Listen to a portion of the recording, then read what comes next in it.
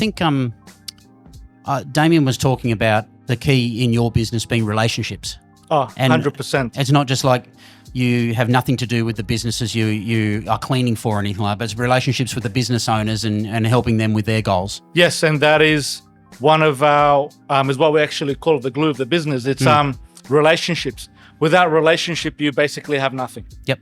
And that's one of the key factors is when a franchisee starts to realize that, hey, we are not just the staff members here. We're not on wages. Is that when they pick up the phone call and say, hey, it's so-and-so from Urban Clean, how's everything going? Yep. And that is one of the... Yeah. That's building relationships with customers, isn't it? Absolutely. And Yeah. that's, being in the cleaning industry, not many people experience that. No, they wouldn't. So when we make those phone calls and we are designing and organizing the clean to the customer's needs, so it's not our team isn't just going out there cleaning for sake of cleaning. So our cleaning is focused on customers' needs and delivering on that.